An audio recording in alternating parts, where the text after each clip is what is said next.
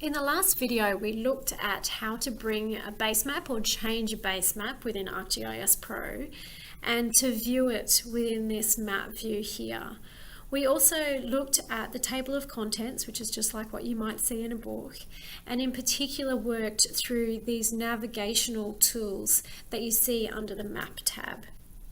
So within this video, what I'd like to do is to start having a look at how we're going to create our own new data sets to bring into the table of contents so that we can view them in the map view as well. So to do this, what we need to look at first is the folder structure that ArcGIS Pro created for us when we opened this new project. So just as a reminder, you really need to note down where you're saving all of your stuff, because ArcGIS Pro creates all these additional folders for you under the folder that you initially instigate. So I've got my folder up here, and you can see on the right hand side all these folders that it created when I opened up my Activity 1 project. Now this is important because this is actually going to be where it's also going to store any new data that I create as well. And in particular, when I create what's called a feature class, that's going to be stored within this folder, which is a geodatabase folder. So that extension there that you see, the GDB, stands for geodatabase. Now this is just like any normal database, with the exception that it also contains geographic information, so latitude, longitude, or some sort of spatial information, so that the data that you create knows where it's located on Earth.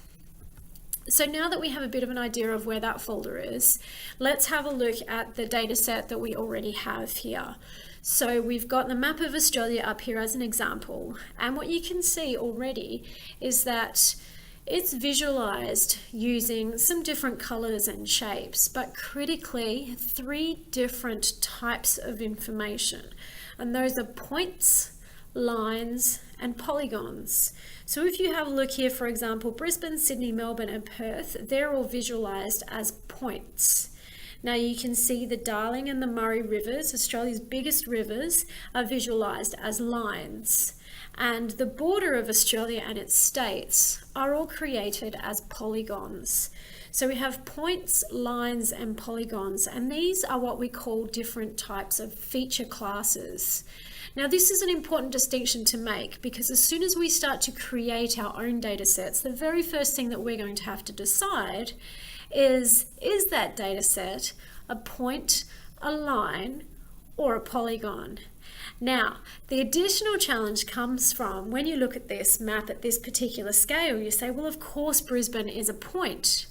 However, if I was to zoom all the way into Brisbane, we know that it actually is a rather large city, and if I was going to create a map of Brisbane, for example, it might even turn into a polygon. And I zoom all the way in and I see these extra features like the Brisbane River. Well, now it looks like a polygon as well. All the highways are now line data sets. So this is something you just need to be aware of when you're considering the data that you're bringing in or that you're going to create. When you start it at the scale that you're going to be analyzing and viewing it, is it going to be a point, a line, or a polygon? So bearing that in mind, let's go back out all the way, and we are going to create our very first data set. Now to do this, we need to go up to the View toolbar to start with. So under the View tab, we have what's called the Catalog pane. So let's click on that, and we're going to open this up. Now what this is allowing me to do is to now create a data set within a folder structure. So within that catalog pane that's opened, let's click to folders, and you'll see that Activity 1 is there. And remember I mentioned the geodatabase? This is where we're going to store our feature classes, or our points, our lines, and our polygons. So it's just like a little tub there for us, waiting to have that data created into it. So if I right click on my Activity 1 GDB or geodatabase, what I can now do is go to New, and I'm going to go to New Feature Class. Now the feature class that I'm going to create is going to be called Infrastructure. Now, the reason being is that the aim that I'm going to start my next map in is I'm going to map my James Cook University campus. And I know that on that campus I have different types of blue, green and grey infrastructure. So blue infrastructure being water features, green being all the vegetation, and grey of course being the buildings and what you would normally think of as infrastructure. So I'm going ahead and I'm going to create this feature class.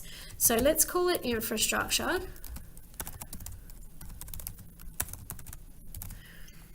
And like I said, it's going to ask me what type of feature class would I like it to be? A point, a line, or a polygon. Now I'm going to zoom all the way into James Cook University and digitize the features that exist within that. So I'm going to say that this is a polygon feature class, and everything that's going to exist in it is going to be a polygon. I may later choose that I also want some line features, in which case I'll create a new feature class for that to do that as well. So I'm just going to go ahead and click finish as I do that. It will create my feature class, but you don't necessarily see anything happen as it does that. So let's have another look and make sure that it actually created it. Let's go back into the catalog pane. And now if I go and have a look under my Activity 1 Geodatabase, you'll see that it's got this infrastructure feature class sitting underneath it there. So I'm all happy with that. So now what I'd like to do is just to add that to my map. And I can quite simply do that by clicking it and dragging it over into my table of contents. So you'll see that it's now listed there on top of my world topographic map. I've got my infrastructure there. Now, there's actually nothing existing in that just yet. It's essentially an empty candy jar waiting for me to put all the candy inside it, and the candy is going to be my buildings and my trees and all that sort of thing. So we won't actually see it appear on the map at this stage, but that's okay.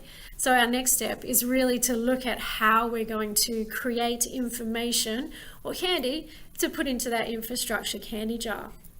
Now, the first thing that I'd like to do is to actually change my base map. So at the moment it's a topographic base map, and I want to go and make that an imagery base map because I'm most interested in having a look at the James Cook University campus and the types of features that I'm going to see there. So I've gone and done that now as well. Now, the next thing that I might like to do is it might be easiest for me to just search for James Cook University rather than zoom and pan into that myself if I'm not 100% familiar where that is. So I go ahead and I do that, and I know that I'm at James Cook University in Smithfield, which is up in Cairns. So let's double click on that one, which is a wonderful way to quickly and easily go to the site that I'm interested in. And you'll see now that we have a number of different buildings, some rather large buildings, some smaller buildings, some car parks, and a lot of beautiful green vegetation in the area. So this is a lovely campus within the wet tropics of far north Queensland. So my next stage will be, now that I have my base map exactly where I want it to be, and I've created a new feature class, the next step for me will actually be to fill that candy jar or the feature class, and I'll go ahead and have a look at that within the next video.